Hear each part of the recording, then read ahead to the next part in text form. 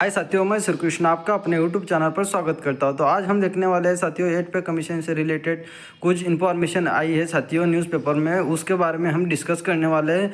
उसमें क्या बताया है, क्या लागू 8 पे कमीशन लागू होने में देरी होगी और कब तक वो मिलेगा साथियों, और लागू होगी तो उसका एरियर भी आपको कब तक मिलेगा, वो सारी बातें डिटेल में हम इसमें जानने वाले हैं। लेकिन इस जानकारी जानने के लिए साथियों इस वीडियो के अंत तक आपको जुड़े रहना पड़ेगा।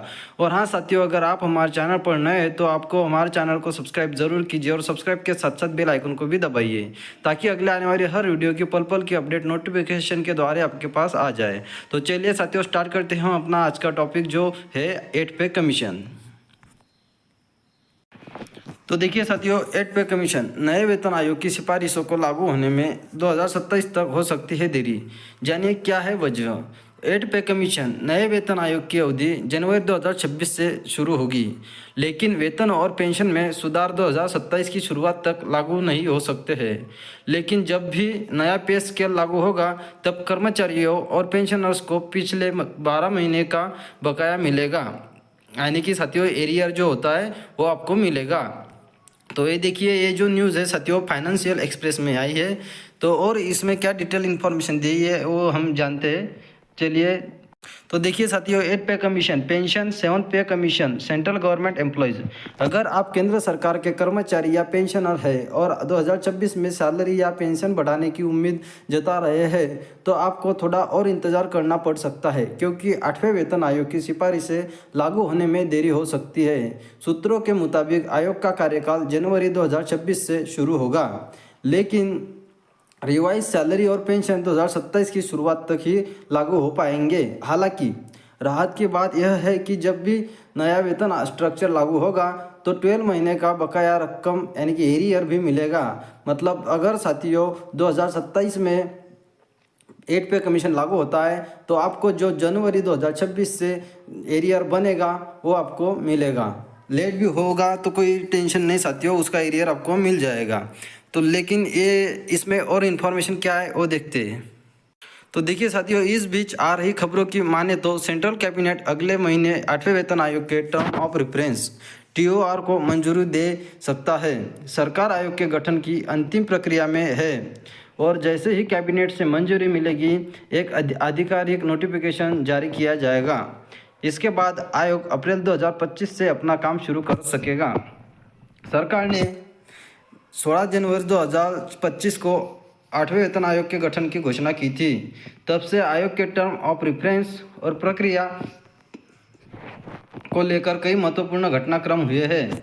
आइए जानते हैं अब तक क्या क्या हुआ है और आगे क्या हो सकता है। हाल ही में संसद में सरकार से 8वें वेतन आयोग के टर्म ऑफ रेफरेंस और पैनल सदस्यों की नियुक्ति के बारे में पूछा गया था।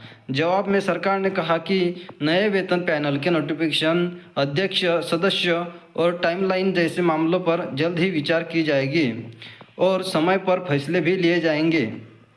आगे नया वेतन आयोग बनाने और मंजूरी देने की क्या है तारीखें, तो देखते हैं। केंद्रीय मंत्रिमंडल ने सरकार के कर्मचारियों और पेंशन भोगियों के वेतन और पेंशन में सुधार के लिए 8वें वेतन आयोग को मंजूरी दी है। हालांकि आयोग के अध्यक्ष और सदस्यों की नियुक्ति अभी तक तय नहीं हुई है।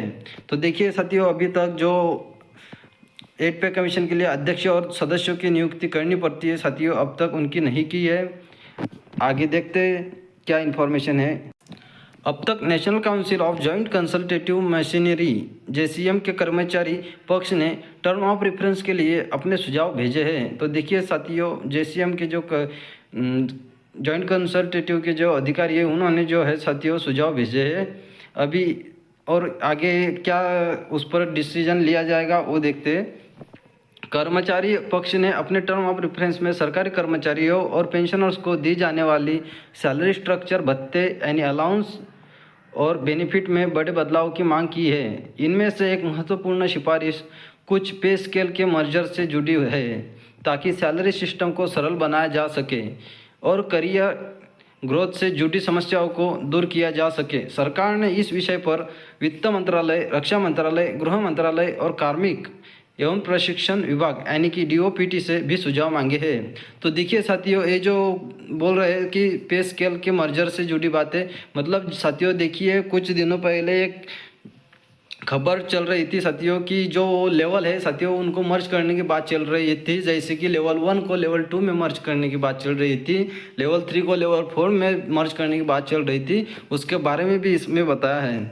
और आगे देखते हैं साथियों क्या इन्फॉर्मेशन है। तो देखिए, कार्मिक और प्रशिक्षण विभाग DOPT ने 8वें वेतन आयोग के टर्म ऑफ रेफरेंस को अंतिम रूप देने के लिए राष्ट्रीय परिषद यानी कि JCM के कर्मचारी पक्ष से सुझाव मांगे थे। अब देखना यह है कि सरकार इन सिफारिशों को किस हद तक लागू करती है और कर्मचारियों की मांगों पर कितना ध्यान देती है। देखिए साथियों, हमने जो इन्फॉर्मेशन आपको बताई है वो आपको समझ में आई होगी ऐसी उम्मीद करते हैं। और देखिए साथियों, JCM के जो सेक्रेटरी है शिव गोपाल मिश्रा जी, उन्होंने साथियों जो है फिटमेंट फैक्टर के बारे में भी सुझाव दिए हैं। उनका जो कहना है, उनकी जो उम्मीद है साथियों, फिटमेंट फैक्टर 2.86 की उम्मीद लगाए बैठे हैं। अभी सरकार उस पर क्या डिसीजन लेती है वो भी देखने के लायक होगा साथियों। जब भी इससे रिलेटेड अगर कोई इन्फॉर्मेशन आती है, कोई अपडेट आती है, तो सबसे पहले हम देने का प्रयास करेंगे। इसीलिए आप हमारे चैनल से जुड़े रहिए। तो मिलते हैं साथियों ऐसे न्यू अपडेट के साथ। Thank you.